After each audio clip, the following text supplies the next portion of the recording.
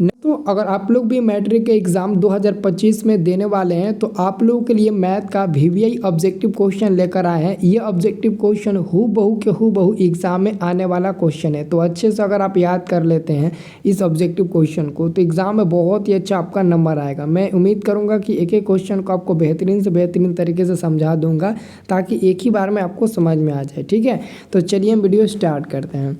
दोस्तों देखिएगा, पहला नंबर क्वेश्चन बहुत ही इंपॉर्टेंट है। पहला और दूसरा इन दोनों में से दोनों क्वेश्चन आएगा, एक को प्रथम पाली में आएगा, एक को द्वितीय पाली में क्वेश्चन आएगा। और पहला नंबर क्वेश्चन है दोस्तों कि दो वृत्त यदि बाह्य रूप से परस्पर स्पर्श करते हो तो अभिनिष्ट स्पर्श रेखाओं की संख्या क्या होगी। कहने का मतलब कि कह रहा है कि दो वृत्त है और कह रहा है कि ये दोनों वृत्त अगर बाह्यतः स्पर्श करती है, बाह्यतः स्पर्श का मतलब होता है कि बाहर से स्पर्श करती है। देखो, अगर इधर से दोनों को स्पर्श करे, दोनों को स्पर्श यानी कि दोनों को टच कर रहा है, और इधर से भी दोनों को स्पर्श यानी कि दोनों बिंदु को टच कर रहा है, तो ये बाहर से हो गया। और एगो दोस्तों बीच में से भी ऐसे खींचेंगे ना, ऐसे बीच में से भी खींचेंगे तो दोस्तों ये बाहर से स्पर्श कर रहा है। तो एगो ई वाला हो गया, एगो ई वाला और एगो ई वाला, तो तीन गो हो गया। अगर बाहर से जो स्पर्श रेखा छुएगा दोनों वृत्त पर तो उसकी संख्या जो होगा ना वो तीन गो होगा। और दूसरा नंबर क्वेश्चन कह रहा है कि यदि दो वृत्त अंतः स्पर्श करते हो तो अभिनिष्ट स्पर्श रेखाओं की संख्या, मतलब कह रहा है कि अगर दो वृत्त अंदर से स्पर्श करे तो अंदर से एक ही को बिंदु स्पर्श किया है ई वाला, तो उसकी संख्या एक हो जाएगा। और बाहर से स्पर्श करने वाली स्पर्श रेखाओं की संख्या तीन गो हो जाएगा और अंदर वाला एक हो जाएगा। इन दोनों में से एक एक क्वेश्चन एग्जाम में आएगा इस बार के 2025 में, प्रथम और द्वितीय पाली में। ठीक है ना। और अगला दोस्तों आपका क्वेश्चन है तीसरा नंबर, कह रहा है कि यदि अल्फा बराबर बीटा बराबर 30 डिग्री तो कॉस अल्फा प्लस बीटा बराबर क्या होगा। तो कह रहा है कि कॉस अल्फा का भी मान 30 डिग्री ही लेना है और बीटा का भी मान 30 डिग्री लेना है। तो अल्फा का मान 30 डिग्री ले लेते हैं, प्लस में बीटा का भी मान हम लोग 30 डिग्री ले लेते हैं। तो 30 जोड़ेंगे तो 60 हो जाएगा। और कॉस 60 डिग्री का मान पता है क्या होता है दोस्तों, कॉस 60 डिग्री का मान होता है 1/2 और 1/2 सी नंबर में है, वो वाला आपका बिल्कुल सही जवाब हो जाएगा। ठीक है। अगला दोस्तों क्वेश्चन है कि 4 नंबर 2 tan 30 डिग्री बाटा में 1 माइनस टेन स्क्वायर 30 डिग्री, यानी कि 2 गुणे tan 30 का मान होता है 1/√3, तो 1/√3 बाटा में 1 माइनस tan 30 का मान होता है 1/√3, तो 1/√3 हो जाएगा, लेकिन इसका स्क्वायर हो जाएगा बराबर 2 में 1 में गुणा करिएगा 2/में √3 मिल जाएगा। ठीक है। और बाटा में 1 माइनस ऊपर 1 का स्क्वायर 1, नीचे में √3 का स्क्वायर 3 हो जाएगा। तो ऊपर वाला आपका 2/√3 ही मिल जाएगा और नीचे जब इसको 1 देकर बाटा में घटाव बनाइएगा तो आपका मिल जाएगा 2/3 मिल जाएगा। तो 2 से 2 कट जाएगा, अब 3 जाकर ऊपर गुणा हो जाएगा, तो ऊपर में आपका मिल जाएगा 3 और नीचे में मिल जाएगा आपका रूट में 3। तो ये √3 3 से कट जाएगा √3 बार में, तो केवल आपका आंसर मिलेगा √3। अगर इसको परिमेयकरण भी करते हो तो √3 ही मिलेगा, तो √3 सी नंबर में है, ये हमारा बिल्कुल सही जवाब हो जाएगा। अगला क्वेश्चन आपका 5 नंबर है दोस्तों, साइन 90 डिग्री। दोस्तों साइन 90 का मान होता है 1 गुणे टैन आपका है दोस्तों कितना 60 डिग्री, तो टैन 60 का मान होता है √3 गुणे कॉस 30 का मान होता है, कॉस 30 का दोस्तों मान पता है कितना होता है, कॉस 30 का मान आपको याद रखना है √3/2 होता है। तो 1 में √3 में गुणा होगा तो 3 हो जाएगा, क्योंकि √3 में गुणा होगा 3 होगा, नीचे 2 बचेगा तो 2 हो जाएगा, यानी कि 3/2 आंसर मिलेगा बी नंबर में जो दिया है, यही आपका सही उत्तर होगा। ठीक है।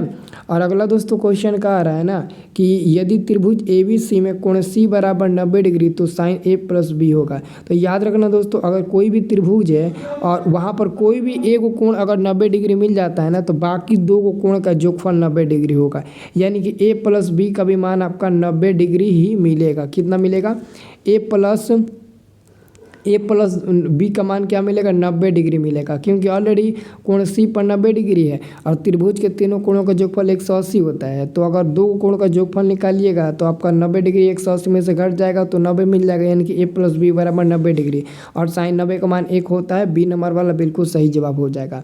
और 7 नंबर दोस्तों आपका क्वेश्चन है, कह रहा है ना, देखो आपको याद रखना है हमेशा जो पाई होता है ना, पाई यहाँ पर हम लिख देते हैं, जो पाई होता है ना दोस्तों, पाई का दोस्तों हमेशा मान 180 डिग्री लिया जाता है।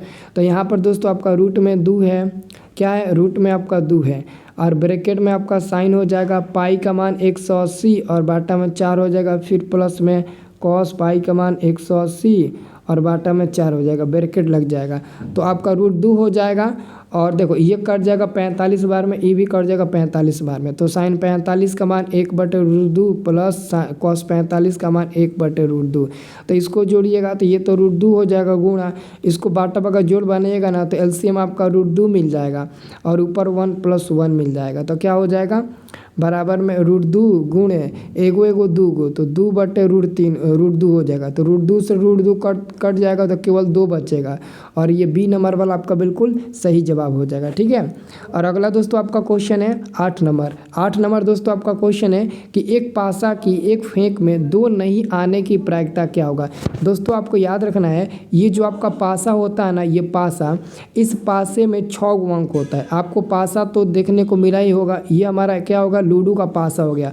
और इस पासे में दोस्तों 1 से लेकर 6 तक अंक होता है, यानी कि 1 2 3 4 5 6 टोटल 6 अंक होता है। तो टोटल 6 अंक नीचे लिख दीजिएगा। और कह रहा है कि 2 नहीं होगा इसमें, तो 2 को काट दीजिए, 2 नहीं होगा। बाकी कौ होगा 1 3 4 5 6 होगा। तो कौ गो है 5 गो है, तो 5 ऊपर हो जाएगा 6 नीचे और 5/6 आपका आंसर मिल जाएगा। ठीक है। और अगला दोस्तों क्वेश्चन आप लोगों से कह रहा है ना 9 नंबर, कह रहा है कि यदि 3 सिक्कों को एक साथ उछाला जाता है तो तीनों पर एक ही संख्या आने का परिणाम क्या होगा। दोस्तों मैं आपको बताना चाहता हूँ तीनों सिक्के पर एक ही परिणाम आने की प्रायिकता ये पूछा जा रहा है। तो 3 सिक्के को जब हवा में उछालोगे ना तो टोटल आपका परिणाम 8 मिलेगा, जो कि बाटा में 8 हो जाएगा। और दोनों पर सेम ही संख्या, मतलब कि दोनों पर सेम आएगा, मतलब कि head head head tail tail tail, तो ये 2 बार संभव ही हो सकता है। तो 2 से 2/8 हो जाएगा, तो 2 से कट जाएगा, 2 कम 2 2 दूने के 4, तो ऊपर 1 नीचे 4 मिलेगा। ठीक है ना, ऊपर 1 नीचे 4 मिलेगा, तो 1/4 इसका आंसर मिलेगा। इसका आंसर ही पता नहीं कहाँ गया, लेकिन फिर भी हम आपको बता दिए 1/4 मिलेगा। अब देखिए अगला आपका क्वेश्चन दोस्तों आता है 10 नंबर। याद रखना देखिए tan 5 डिग्री और tan 85 डिग्री, इन दोनों को जोड़िएगा ना तो 90 मिल जाएगा, तो उसका मान 1 मिल जाएगा। यानी कि दोस्तों tan 5 डिग्री और tan 85 डिग्री मिलकर 1 मिल गया, गुणा tan 30 का मान क्या होता है तो 1/√3। ठीक है, गुणा और गुणा हो जाएगा। और इधर 4 दिया है तो 4 इधर हम लोग लिख देंगे। तो 1 गुणे 4, तो 4 ऊपर √3 नीचे, आंसर क्या मिल जाएगा ए नंबर 4/√3। और अगला क्वेश्चन दोस्तों देखिए 11 नंबर। ये क्वेश्चन क्या कर रहा है साइन 45, साइन 45 का मान 1/√2 होता है, गुणे tan 45 का मान 1 होता है, गुणे sec 45 का मान होता है केवल √2। तो √2 से √2 खत्म हो जाएगा। अब 1 में गुणा करिएगा तो 1 के ना मिलेगा, तो आंसर आपका मिल जाएगा 11 का बी नंबर 1 मिलेगा। ठीक है ना। अब देखिए अगला क्वेश्चन, ये देखिए 12 number question, tan 5 degree tan 85 degree मिलकर 1 मिल जाएगा, गुणे tan 25 डिग्री tan 65 डिग्री 90 हो जाएगा, तो इसका भी आंसर 1 मिलेगा। ठीक है ना, जिसका भी योग 90 होगा और गुणनफल में होगा मान 1 मिल जाएगा।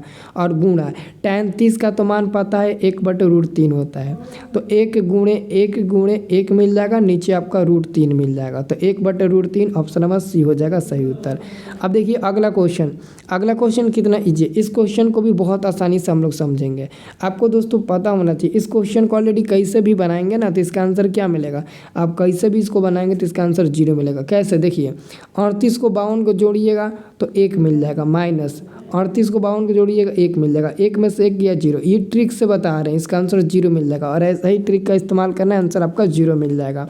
अब देखिए जब भी दोस्तों ऐसे क्वेश्चन दिखे ना तो आपको क्या करना है, ये वाला जो भाग है ना और ये वाला जो भाग है ये दोनों आपस में कट जाता है दोस्तों। जब बदला जाता है ना वो ऊपर या नीचे वाले में से किसी भी एक को, तो एक कट कर 1 मिल जाता है, सेम रूप में मिल जाता है, तो वो कटेगा तो 1 मिल जाएगा, फिर गुणा ये भी कटेगा तो 1 मिल जाएगा। अब 1 में गुणा करिएगा तो 1 ही आंसर मिलेगा, एकदम ईजी है ना। अब देखिए अगला क्वेश्चन 15 नंबर। ये क्वेश्चन है कि 9 कोसेक स्क्वायर 22 डिग्री क्या कह रहा है, कह रहा है कि 9 cosec square 22 degree minus 9 Kotak square 22 degree. Actually में दोस्तों ये फार्मूला बनता है इस पर, कोसेक स्क्वायर थीटा माइनस में कॉट स्क्वायर थीटा बराबर में 1 होता है, इस फार्मूला पर बैठता है। लेकिन थीटा कुछ भी हो लेकिन सेम होना चाहिए।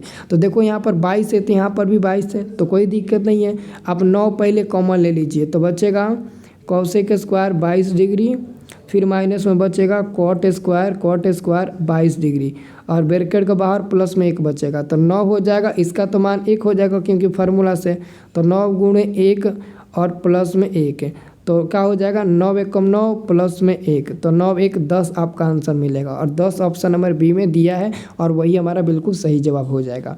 ठीक है। अब दोस्तों देखिए अगला क्वेश्चन आपका आता है 16 नंबर। ये क्वेश्चन है कि एक वृत्त का क्षेत्रफल 154 सेंटीमीटर स्क्वायर है तो इसका व्यास क्या होगा। दोस्तों वृत्त का क्षेत्रफल होता है पाई आर स्क्वायर और ये दिया है 154, तो पाई का मान 22/7 होता है गुणे में आर स्क्वायर बराबर में आपका 154 हो जाएगा।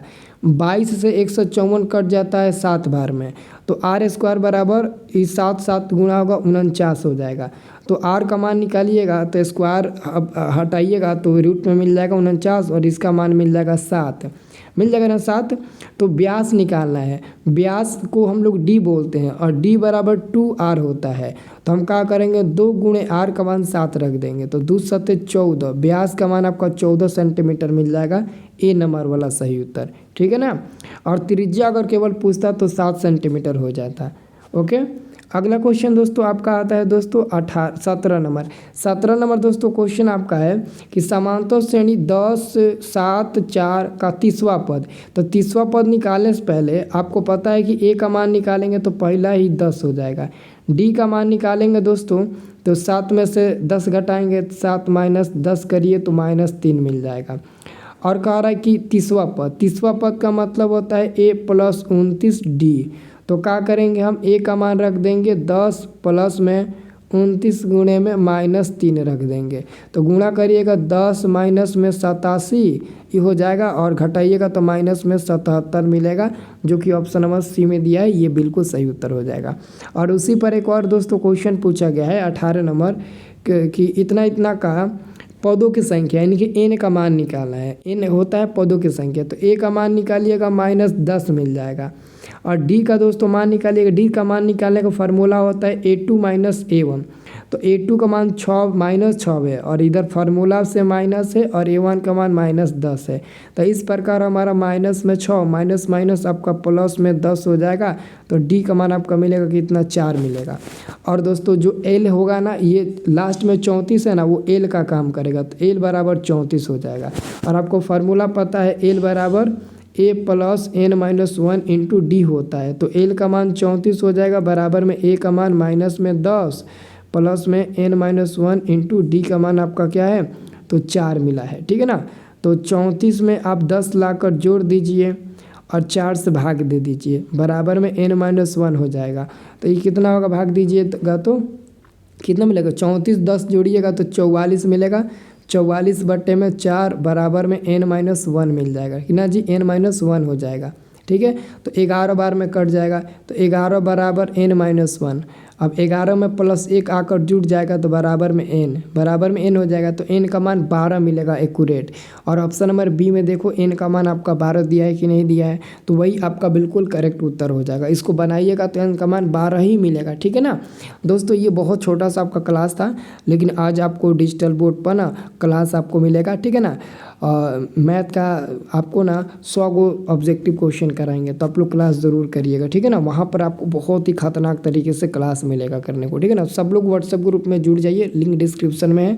देरी मत करिए, जल्द से जल्द जाकर व्हाट्सएप ग्रुप में जुड़ जाइए, ठीक है ना। लिंक आपको डिस्क्रिप्शन में दिया गया है व्हाट्सएप ग्रुप का, बिल्कुल फ्री व्हाट्सएप ग्रुप है। डिस्क्रिप्शन बॉक्स चेक करो, आपको लिंक मिल जाएंगे।